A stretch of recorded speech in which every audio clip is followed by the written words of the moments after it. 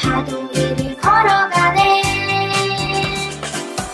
난 기억해 주는 약속, 내 삶의 소망이 돼. 태초부터 영원까지 이끄시네.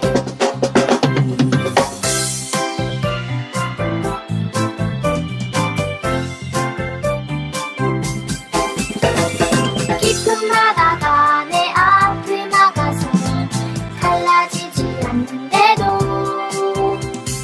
주님 따라서, 그 믿음 따라서 파도 위를 걸어가네. 난 기억해 주는 약속, 내 삶의 소망이 돼. 태초부터 영원까지 이끄시네.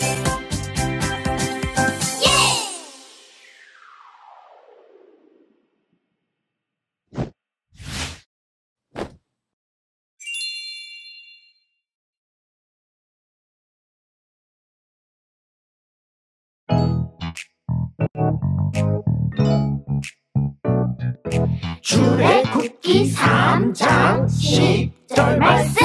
이제 내가 너를 바로에게 보내어 너에게 내 백성 이스라엘 자손을 애굽에서 인도하여 내게 하리라. 출애굽기 3장 10절 말씀. 출애굽기 3장 10절. 이제 내가 너를 바로에게 보내어 너에게 내 백성 이스라엘 자손을 애굽에서 인도하여 내게 하리라. 출애굽기 3장 10절 말씀. 아멘.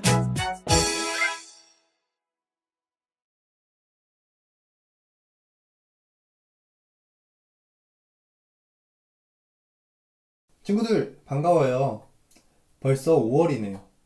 우리 지난 4월까지 약속을 따라간 믿음의 사람들에 대해서 배웠었죠? 5월에는 애굽 탈출 그리고 약속의 땅으로 가는 이야기에 대해서 배워볼 거예요. 오늘은 여러분들이 잘 모르는 운동 종목을 하나 소개하면서 시작하려고 해요. 그림을 보면서 어떤 운동인지 한번 맞춰보세요. 짠! 이 사진은 물 위에서 배를 타고 열심히 노를 젓고 있네요. 이 운동의 이름은 카약, 카누 아니고 이 운동의 이름은 조정이라고 해요. 올림픽 주종목으로 선정되어 있을 만큼 인기가 많은 운동이에요. 조정 안에서도 여러 가지 종목이 있지만 오늘 소개하려는 종목은 에이트라는 종목이에요. 조정 경기에서 이상한 점이 하나 있어요. 혹시 사진을 보고 눈치챈 친구가 있나요?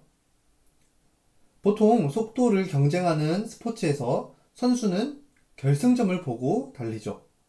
하지만 조정 경기에서는 결승점을 자기의 등 뒤에 두고 달려가요. 선수들은 결승점을 바라보지 않은 채 그저 열심히 노를 저어요. 근데 결승점이 뒤에 있는데 어떻게 선수들이 노를 저어서 결승점에 도착할 수 있을까요? 보지도 않고. 그것은 바로 결승점을 바라보고 있는 한 사람, 콕스 덕분이에요. 콕스는 결승점이 어디에 있는지 아는 유일한 사람이에요. 그래서 배가 결승점을 통과할 때까지 선수들을 응원하고 또 방향을 알려주어요. 노를 젓는 선수들은 경기에서 승리하기 위해 콕스의 말에 귀 기울이면서 콕스만 바라보고 노를 젓는 거예요. 조정 경기에서 승리할 수 있는 방법은 노를 젓는 사람들의 힘이나 스킬만이 아니에요. 아무리 힘이 세고 스피드가 빨라도 경기장을 벗어나서 결승점으로 가지 못하면 승리할 수가 없어요. 경기에서 승리하기 위해서는 내 감이나 힘을 의지하지 않고 콕스의 지시에 따라야 해요. 왜냐하면 콕스가 정확한 방향을 알려주기 때문이죠. 그런데 여러분, 우리 삶에도 콕스와 같은 분이 계시다는 것 알고 있나요? 우리 인생의 결승점이 어딘지 몰라서 헤매고 있을 때 어디로 가야 하는지 알려주시는 분이 계세요. 그분은 바로 하나님이세요. 오늘 성경 이야기에서는 하나님의 부르심을 받아 하나님의 명령대로 행동했던 한 사람이 나와요. 우리 함께 성경 이야기를 통해 우리 삶의 방향을 알려주시는 하나님을 알아봐요. 얘들아 준비됐지? 우리 지난 시간에 요셉이 형제들과 다시 만나서 아니요. 용서하는 모습을 얘는 그냥 봤는데 게임 덕후라서 혹시 기억하고 있나요? 게임이라면 무조건 해보고 싶어 한다니까요. 하나님이 요셉을 왜요? 애굽의 총리가 되게 안 하셔서 다니면 이스라엘 백성이 애굽에서 게임 큰 민족을 못하는 이룰 수 있게 거예요? 되었죠. 그런 건 아닌데 오늘 우리가 성경을 볼 알아야 성경 할수 이야기는 있다니까? 요셉이 죽고 나서 아직 베타 약 버전이기도 400년이 지난 뒤의 모습이에요. 400년 정도나 되는 긴 시간이 네, 지나자 기왕 이렇게 된 김에 애굽의 왕은 성경 더 이상 공부를 요셉을 얼마나 잘했어? 알지 못했어요. 테스트 한번 해보지. 그래서 애굽 왕은 이스라엘 백성을 예스! 학대하고 노예로 너무 삼았어요. 기대돼요. 매일 고된 노역에 시달린 이스라엘 우와, 백성은 하나님께 대박. 도움을 구하며 기도했고 하나님은 그 기도에 응답하시기 위해 한 명의 지도자를 준비하세요. 이게 수정이 안 하나님이 됐었구나. 준비하신 지도자를 사랑이 그리고 시후와 함께 만나보려고요. 뭐야? 사랑이와 시후가 오늘은 비블리오 퀘스트를 통해 누구를 만나고 돌아올까요? 그럼 우리 영상으로 함께 만나러 가볼까요?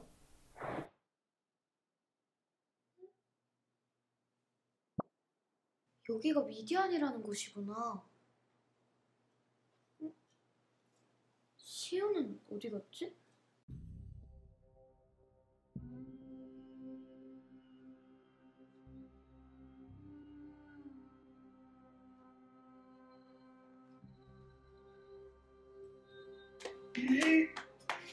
모세, 네가 감히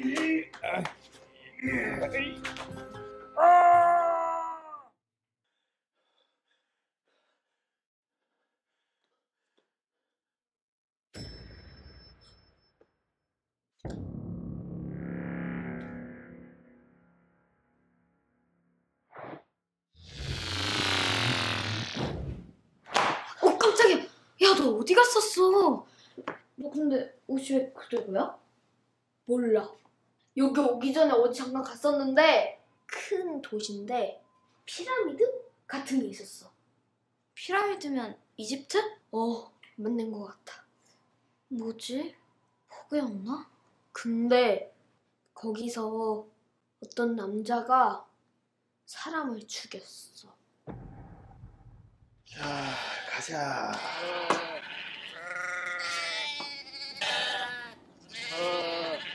자, 가자. 갑자기 왜 그래? 저 사람이야. 저 사람이 살인을 했다고? 내가 봤어. 누구랑 막 싸우다가 밀어서 아래로 떨어뜨렸어. 이름도 들었는데? 무슨 네모? 세모. 뭐였지? 모세? 맞다, 모세! 근데 어떻게 알았어? 그게 모세는 이집트의 왕자였지만 사실은 이스라엘 사람이라서 자기 나라 백성들이 괴롭힘 당하는 모습에 화가 나서 그런 거야. 야,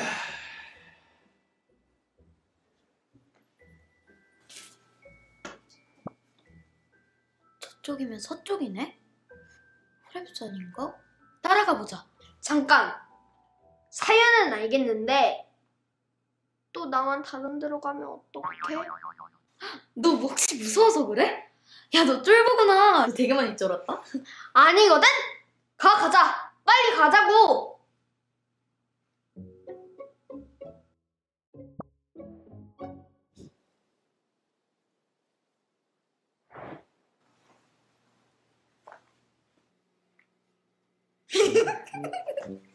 오늘 오류가 좀 심하네.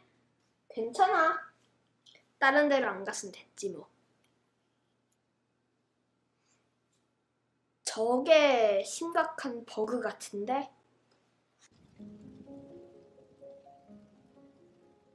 나무에 불이 붙었는데도 나무가 타지를 않네? 진짜 버그 맞나봐. 와, 신기해. 이렇게 멋있는데 버그라고? 아니면 이걸 꺼야 하는 건가 보다. 집수리하는 게임처럼. 물을 찾아야 하나?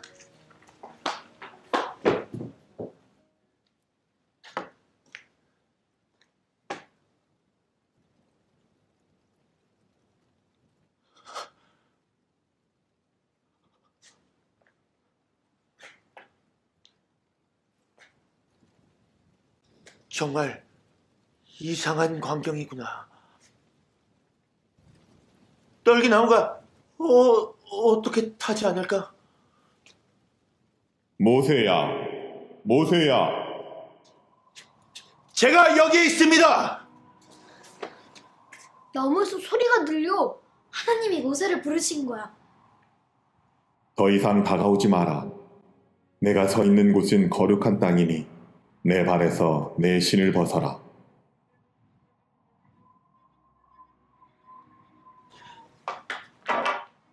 나는 내 조상의 하나님, 곧 아브라함의 하나님, 이삭의 하나님, 야곱의 하나님이다.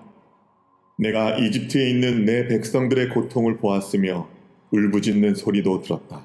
나는 그들의 고통을 잘 알고 있다. 내가 그들을 이집트 사람의 손에서 구해내고 이끌어내어 아름답고 넓은 땅, 젖과 꿀이 흐르는 땅, 곧 가나안 땅으로 인도할 것이다. 너는 이집트로 가라. 나는 너를 이집트 왕에게 보내어 네가 내 백성 이스라엘을 이집트에서 이끌어내도록 할 것이다. 주님, 제가 어떻게 그렇게 할 수 있겠습니까? 내가 너와 함께 할 것이다.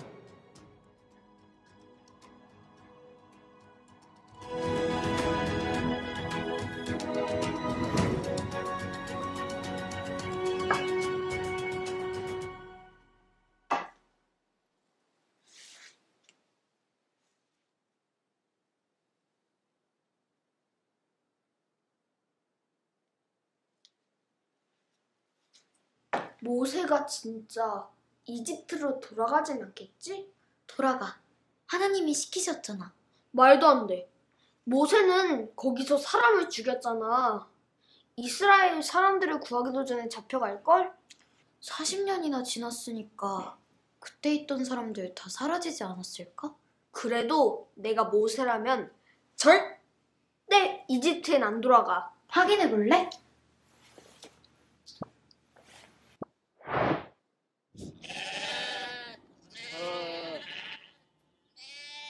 저는 이집트에 있는 형제들에게 돌아가 그들이 아직 살아있는지 알아보려고 합니다. 그래, 조심히 가도록 하게. 하나님이 제가 어디로 가야 할지, 무엇을 해야 할지, 어떻게 말해야 할지 알려주셨어요. 주님이 저와 함께 하십니다.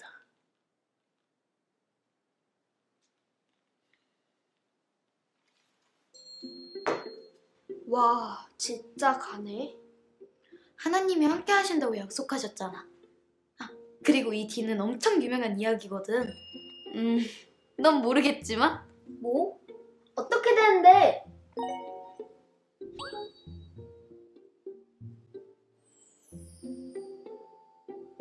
응?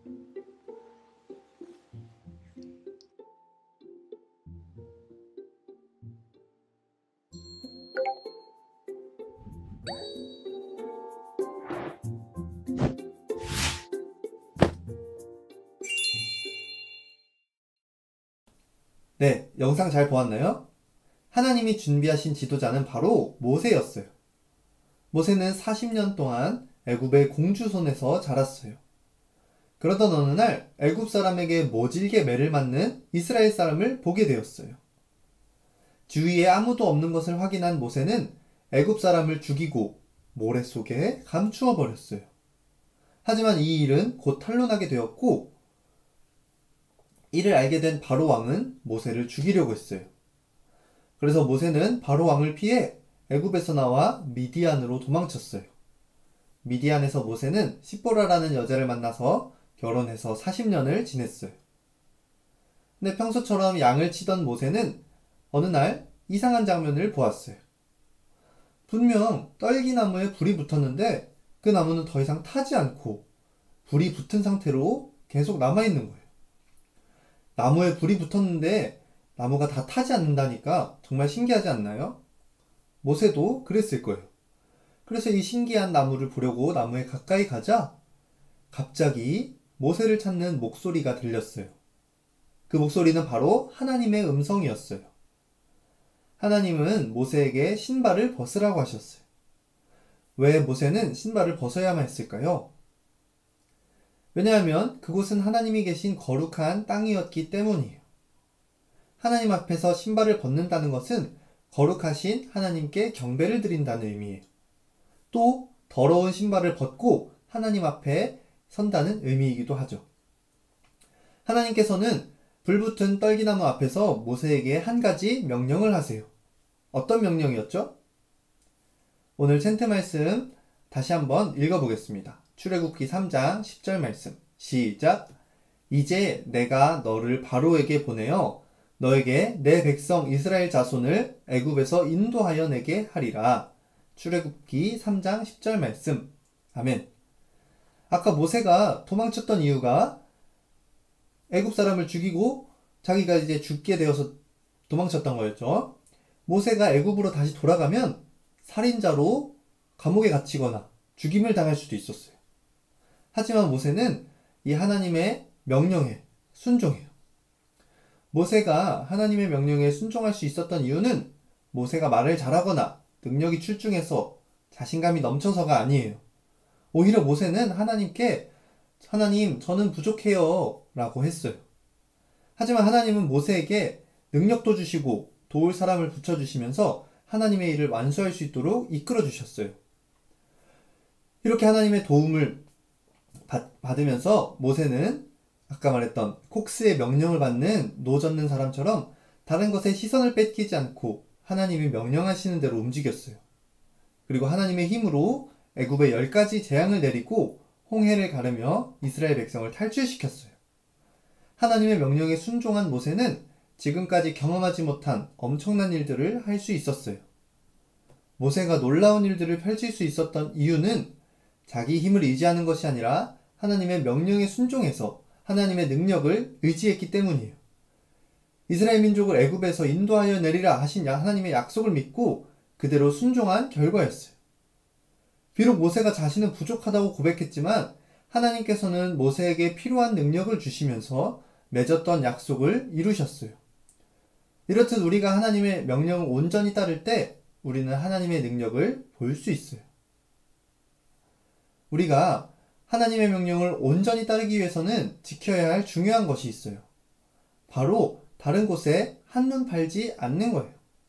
정확한 방향으로 지시하는 콕스를 보지 않고 다른 곳에 한눈 팔면 올바른 결승점에 도착할 수 있을까요? 없을까요? 도착할 수 없겠죠? 이런 것처럼 우리가 하나님의 말씀을 믿지 못하고 내 판단이나 이 세상의 기준을 따른다면 결승점으로 인도하신 하나님의 명령을 따를 수가 없어요. 우리에게는 하나님이 필요해요. 우리의 힘이 아닌 하나님을 바라보고 의지할 때 하나님의 인도하심을 받을 수 있어요. 우리 친구들 모두 하나님의 능력을 바라보며 하나님만을 의지하기를 축복합니다. 우리 기도로 말씀 마칠게요. 하나님께서 모세를 부르시고 결승점까지 달려갈 수 있도록 도와주신 것처럼 저희들도 이 세상 살아갈 때 콕스이신 하나님을 믿고 하나님의 말씀만 듣고 하나님을 의지하며 힘써 달려나갈 수 있는 친구들 되게 해주세요. 예수님의 이름으로 기도합니다. 아멘. 우리 주기도문으로 예배 마치겠습니다.